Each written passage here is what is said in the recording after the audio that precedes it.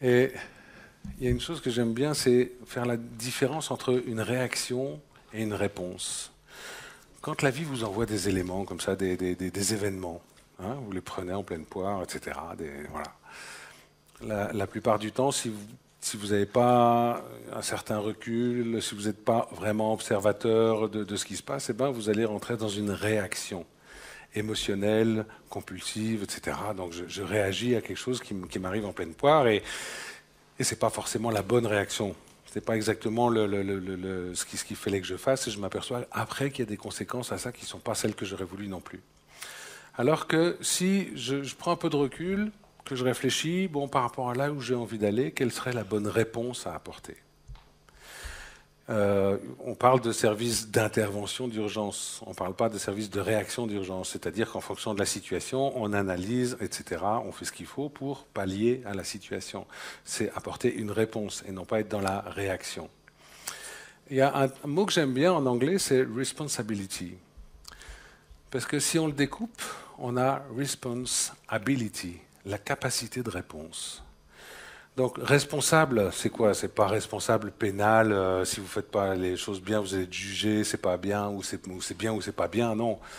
Responsable, c'est quoi? C'est à chaque instant, chaque moment quantique de mon existence, je suis capable d'apporter la bonne réponse. À partir du moment où je suis capable d'apporter la bonne réponse, eh ben, je suis capable de contrôler ce qui va m'arriver à partir de maintenant pour le futur.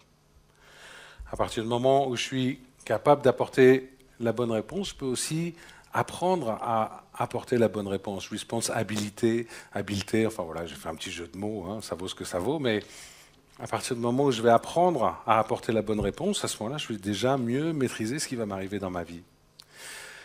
Et en fait, rappelez-vous l'espace des variantes dans le supermarché, vous avez tout le temps le choix. Nous avons tout le temps le choix de décider ce que nous allons faire dans le moment qui suit. Dans le présent, nous pouvons choisir de ce que nous décidons de faire. Notre intention. Quelle est notre intention pour ça? Qu'est-ce qui va faire que je sais dans quel pas je vais aller, de quoi j'ai envie pour moi, en gros. Et une notion de transurfing, puisque notre réalité dépend de nos choix, de nos réactions ou de nos réponses et de notre intention, eh bien c'est qu'en fait, le monde tel que vous le vivez, tel que nous le vivons, tous, le monde est notre miroir. C'est-à-dire que la réponse, la réalité plutôt, la réalité que nous vivons n'est que la conséquence de toutes nos actions, pensées, etc., depuis notre naissance jusqu'à maintenant. Alors vous allez me dire, oui, mais alors des fois, il y a des trucs, la vie nous envoie des trucs, etc., et voilà, c'est pas facile, et puis il faut se battre, etc. Oui, là, quand je parle comme ça, je ne suis pas responsable de ce qui m'arrive. Je suis victime. Et des victimes, il y en a plein. Il y en a plein. Je suis victime de tout ce qui m'arrive. Je suis victime de mon patron, je suis victime de ma femme, je suis victime de mes enfants, je suis victime de ma belle-mère. Je suis victime de plein de gens comme ça. Et donc, du coup, ben non, c'est pas possible. Mais si, c'est possible pourtant. Si je prends un peu de recul, si j'analyse tout ça, je me rends compte que à chaque instant, je suis capable de décider ce que je veux pour moi, ce que je choisis pour l'instant qui suit. Donc je suis capable de poser une cause qui va m'amener à un effet désiré et non pas à un effet indésiré. Et donc je suis capable comme ça de petit à petit de reprendre conscience de chaque pas que je vais faire pour aller dans ma direction. Et puis voilà, et puis au fur et à mesure, je vais mettre en place des nouvelles habitudes. Je vais sortir de cette zone de confort pas si confortable que ça. Et je vais pouvoir beaucoup mieux maîtriser tout ce qui m'arrive, comment je vais réagir par rapport aux événements.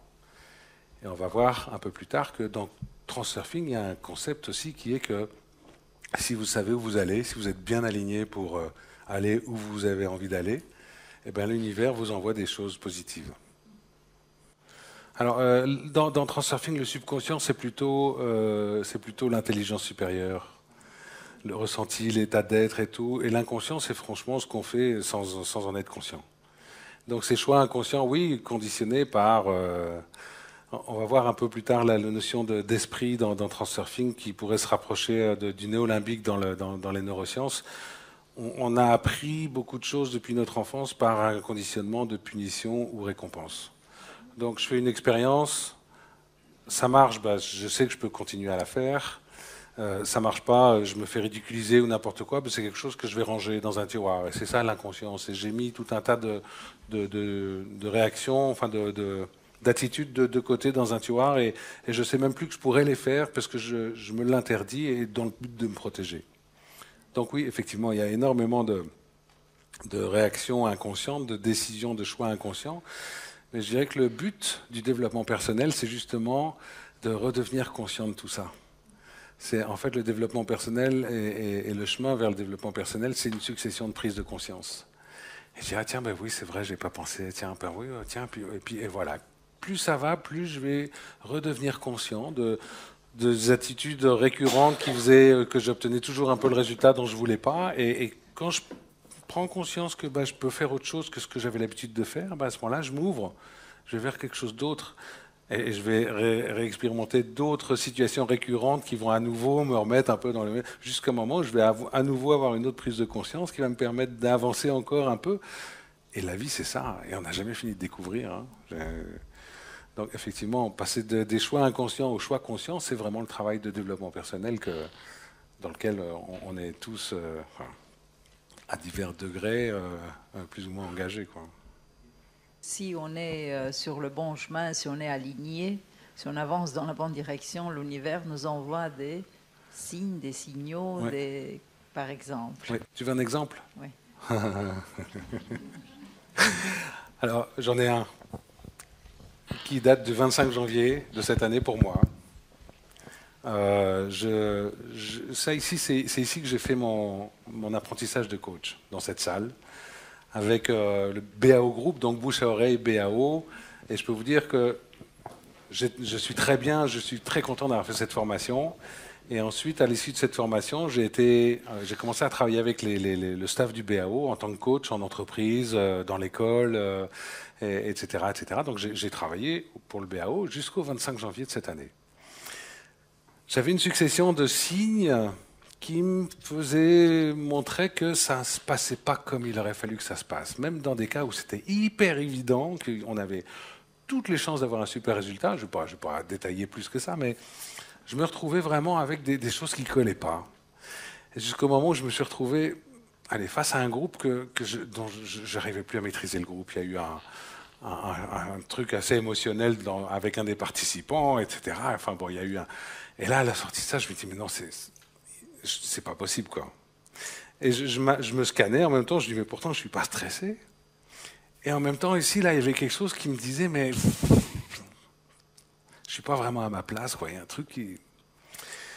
Et donc après, j'ai pris un peu de recul et j'ai compris que j'accordais beaucoup d'importance à rester dans BAO parce qu'il y avait une certaine sécurité financière et que j'avais pas vraiment, pour l'instant, pris conscience de tous ces signes et qu'il fallait peut-être mieux que je quitte BAO, ce que j'ai fait, d'autant plus que Transurfing, volume 2, etc., et puis plein d'autres choses, et que je me rendais compte que voilà, il fallait que je sache où est-ce que j'allais maintenant vraiment canaliser mon énergie.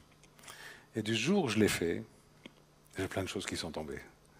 Aussi bien au niveau de la presse, enfin, je ne vais pas rentrer dans les détails, mais ça fait longtemps que j'essaye d'aller au Québec hein, avec Transurfing. Et il y a 5 jours, j'ai une sommité qui m'a proposé de travailler avec lui pour aller faire des conférences et des séminaires au Québec. Donc en l'espace de même pas un mois, puisqu'on est le 23 février, j'ai eu plein de signes positifs qui me disaient mais j'ai bien fait de faire ça. Donc voilà, c'est vraiment l'exemple que j'ai vécu, quoi. C'est ce que Transurfing appelle les signes indicateurs. Et si je sais reconnaître les signes indicateurs, si je sais les interpréter comme il faut, à ce moment-là, je suis capable de changer de ligne de vie et de me créer une autre réalité. Et là, je vais recevoir de l'univers, parce que je me déplace dans un secteur de l'espace des variantes où ce dont j'ai envie existe.